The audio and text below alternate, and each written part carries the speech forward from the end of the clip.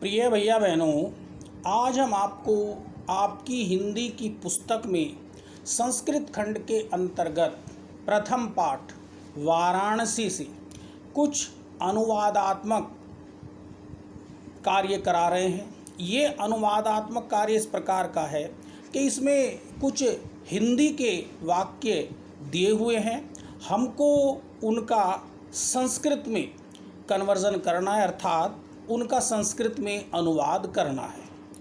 तो कुछ वाक्य जो आपकी प्रथम पाठ वाराणसी के अंत में दिए हुए हैं वो हम ले रहे हैं, उसका अनुवाद कराने के लिए संस्कृत में मैं आपको समझा रहा हूँ, बता रहा हूँ। ध्यानपूर्वक इसको समझना है, करना है।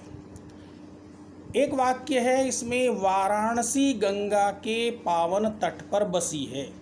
इसका संस्कृत में अनुवाद इस प्रकार से होगा। वाराणसी किस का संस्कृत अनुवाद वाराणसी हो जाएगा। गंगा के, इसका संस्कृत में अनुवाद होगा गंगायाः, इसके आगे विसर्ग आ जाएगा। पावन तट पर, इसका संस्कृत में अनुवाद होगा पावन तटे, और बसी है इसका अनुवाद होगा स्थिता अस्ति, अर्थात वाराणसी गंगायाः पावन तटे स्थिता अस्ति। ये इस हिंदी वाक्य का संस्कृत में अनुवाद है।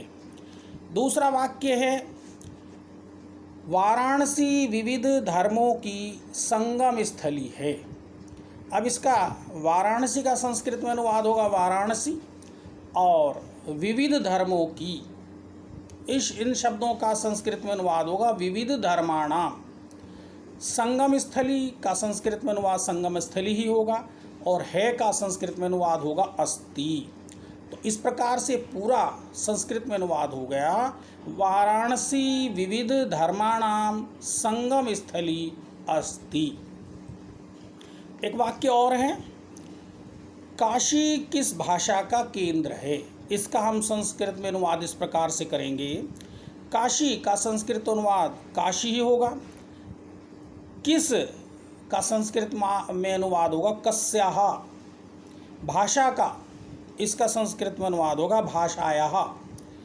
केंद्र है, इसका संस्कृत में अनुवाद होगा केंद्रः अस्ति।